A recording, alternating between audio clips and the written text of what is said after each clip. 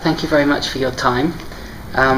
Penny's here at the JALT Conference in Japan, in Kobe, and she had a plenary yesterday and a long talk today. Thank you very much for joining us. I wanted to ask you to start off about your plenary yesterday, and you talked quite a lot about your personal journey, which fits very well with the theme of the conference, your personal voyage. Can you tell us a bit about the aha moments that you mentioned? The ones that I mentioned in my plenary, or other ones? Well, what do you mean by aha moments? An aha moment is when you have an experience and you go away and think about it, and you suddenly realise something which you weren't aware of before, or didn't know before, or something becomes suddenly clear to you, and you feel that it's something which you can actually not only understand but also apply and practice in your own teaching. Yes. So that's an aha moment, and it's quite an exciting experience when it happens. Well, you talked about the first one that you mentioned. I thought was very interesting. You started off teaching in a kibbutz in Israel. Yes. Can you tell us what that was like at the time? I went out to kibbutz in my 20s and started teaching. I qualified as a teacher in the UK, and then I went out to Israel, and I really wanted to be a primary school teacher of general subjects, but they said, oh, you know English, so you can be an English teacher. So I became an English teacher. I went into a classroom of fairly unruly 10-year-olds, and my Hebrew at that time, the mother tongue of my students, was not terribly good. So I had a lot of, as I said in the plenary, I had a lot of discipline problems, and at the same time I had a good relationship with the children on a personal level. It's just that the lessons sometimes got out of hand, and I couldn't get through the material that I wanted to get through. So it was a frustrating and yet fulfilling experience, because, as I said in my plenary, I came to realize at the end that actually I was managing to teach quite a lot of English, and the students were in fact enjoying and wanting more, and they wanted me to carry on. So I carried on, and eventually my Hebrew improved, my discipline skills improved, and it went a lot better after that. But I think for many teachers, and this is something I didn't say in my plenary, for many teachers the first year is difficult, and it's I think for many people in the audience, that moment of, is this for me, after my first year, must have resonated, because a lot of people go through that. Some actually do leave the profession, but those who carry on can make it in the end. Yes. I like very much what you said. It's very simple but very profound in a way. I think teaching is essentially getting students to learn. Yes. So you mentioned that even though sometimes there were difficulties, if the students learnt, then it was okay. Yes. That's really what you should be looking at. How far is what I'm doing getting the students to learn? I mean, people talked about good teaching as the students love me, or my lessons are interesting, or the material is good, or I'm teaching communicatively. All these things are secondary, they're means to ends, and the end is, are the students learning, and that's the acid test, really. I think that links into another thing you said as well. A teacher is a teacher is a teacher. Yes. So, I mean, in the statement, teaching is essentially getting students to learn. We don't necessarily specify what. No. And I've been reading, I read your recent article in English ELT Journal, and you mentioned situated methodology, Yes. choosing the things which will help. But today you were talking about critical thinking skills and sort of imparting values. Yes. If we talk about language teachers, where do you put the emphasis in language teacher? I put the emphasis on teacher, taking language for granted in a sense. I'm not really a linguist. I mean, I enjoy talking about language and learning about language, but essentially I'm a teacher rather than a linguist. So I would put the emphasis on the teaching. When I said a teacher is a teacher is a teacher, what I meant was that essentially a teacher who knows something themselves, is aware of their own knowledge, can impart that knowledge to other people. And so in my case it happens to be language that I'm teaching. But I think that if I were, say, an accomplished biologist, I would probably be equally good as a biology teacher. I would like to think so. Well, it does. Today you were talking about these higher order thinking skills. Do you think, it's kind of a loaded question, I suppose, but do you think we have a responsibility to think about our students' intellectual and human development and the values we impart as well as language? That's, as you say, it's a loaded question, and it really depends where you're teaching. I think someone who's teaching EAP in a university would say, no, that's not my scene at all. My students are adults, they can think for themselves. Someone like me who's been teaching all her life in elementary and junior high and high school, I would say the opposite. Yes, it is part of my job. I'm not just a teacher of the English language. I am also one of a team of educators, and I have educational responsibilities as well as instructional ones. Okay. I'd like to pick up. I mean, there was a lot of interesting things in yesterday's plenary as well, but a couple of things I wanted to pick up. One thing was you talked about English as a lingua franca. You were talking about the third person S. If it's dropped, it doesn't matter, some say, and you feel it does. Can you kind of... there are cases where it does and cases where it doesn't. I didn't have time to go into this too deeply. Where it does matter, I think, is in teaching. I think as a teacher I have a responsibility to teach the correct forms and try to get my students to use it in their own production. Where it doesn't matter is in the wide world out there when students are texting each other or talking to each other between themselves and they drop the third person S, as long as they're getting their message across. I honestly think it doesn't matter too much.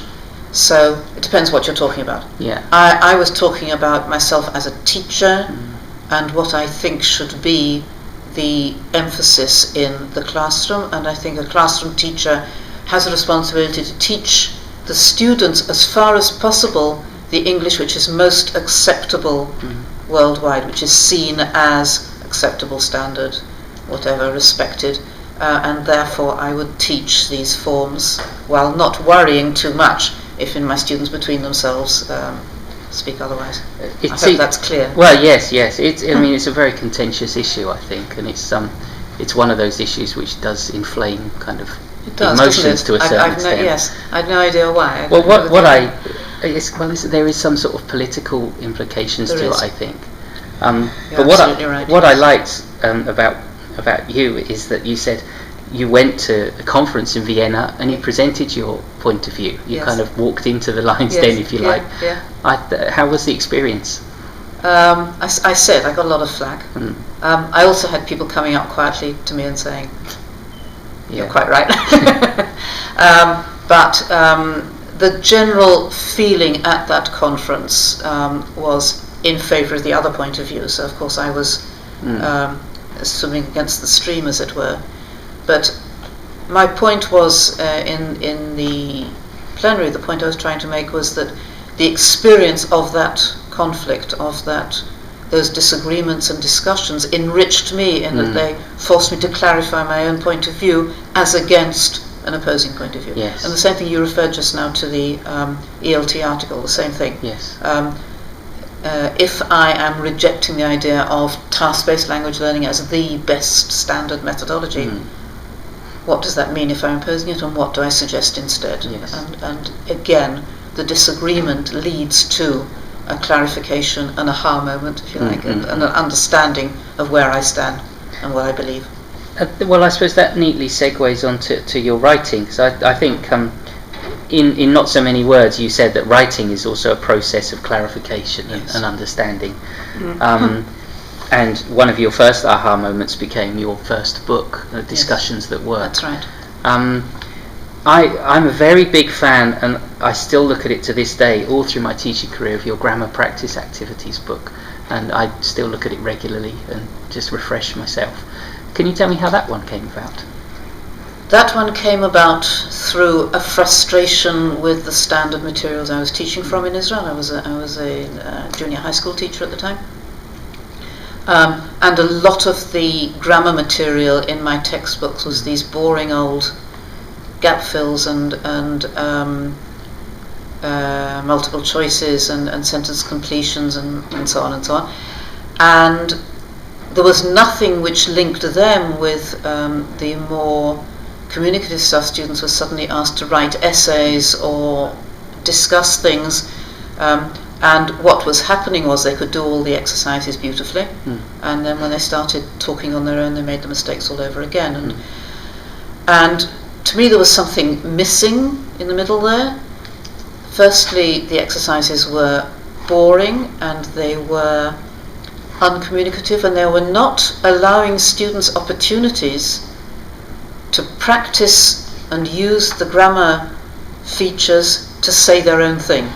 So what I was doing in grammar practice activities was inventing exercises where students would have an opportunity to practice grammar, but through saying their own thing, through various ways of expressing themselves focused on the grammatical feature. So the exercise which I did in this session on relative clauses is a case in point. Yes. So that I say to the students, frankly, this is a grammar exercise. We're practicing relative clauses, but I want you to do it by making definitions with other people are going to guess later. So a cow is an animal which gives milk. You have to make up your own relative clauses. And all sorts of things like this. And as with discussions at work, I sort of started making up all these exercises for use in my own classroom and thought, wow, other teachers might be interested in this too. I must write a book about this. So I did. Well, it's not a new book, but and you mentioned that you used an activity that was very similar to the ones that was in that book today. Yes. But still, in the room, I got that feeling of kind of some aha moments. Maybe people were looking, oh, okay, we could do it this way instead. So there is still a need for people to be reminded about that. Yes, I think. Yes. Grammar practice activities. Firstly, I wrote it because I needed it myself. Same with discussions at work, I suppose. And it filled a need. It's actually one of the best-selling books in that series. That and 5-minute activities. Yes. Because teachers do need it. It's something which I think has value for classroom teaching. Well, as I say, I first came across it maybe 15 years ago when I very outset of my career. I still look at it regularly now. So thank you for that. Yes, I did a new edition of it in 2009. Okay. So, which is slightly updated. Yes. But essentially the same. Yes. Same idea. No, it's still very necessary, I think. Another thing you mentioned yesterday, you talked about using digital technology, and you said modern is not the same as good. Now I said it today as well. Well, yes, and I'm someone who uses a lot of technology in classes, but I'm in complete agreement with you. You used the example of a gap fill. It was on an interactive whiteboard. The students could slide it around on the board with their hands, but essentially it's a gap fill. Yes. So, I mean, do you have any ideas about what people should be doing with technology?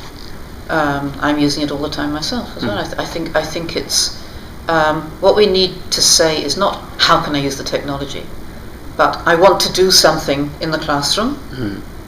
Can the technology help me get there or not? And we're back to this thing about will it help learning? Okay, so I say, for example, I want students to talk to each other. I want them to practice oral fluency. Can I use their cell phones, get them to phone each other up and do things? And I think about an activity which will get them to use their cell phones. That I'm teaching writing. Can I use texting to help them to do writing? But it starts off not how can I use the technology, but how can I teach X effectively? And sometimes the technology is the best way to do that. Yes. Okay, well, coming up to the last couple of questions, I think. Another thing you mentioned, you asked us in the plenary to decide whether we were teachers or learners. The majority of the audience said they were learners.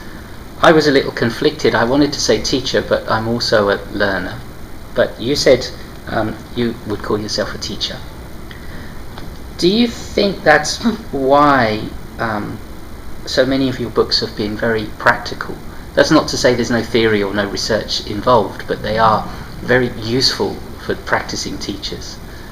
I think partly because I'm essentially a teacher myself, but mainly because they grow out of classroom practice rather than out of theory and research. So although, particularly in my later works, I read more theory and therefore more research, and therefore I could make more use of it than I did in the earlier ones.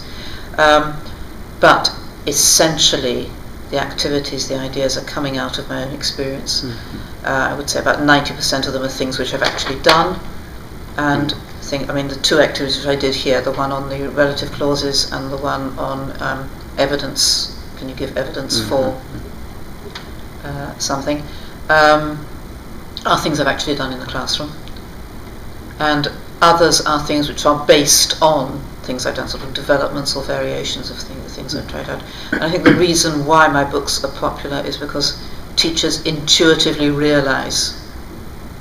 can sense that this is coming from the classroom. It's something which is based on experience rather than something which is just theoretical. Yes.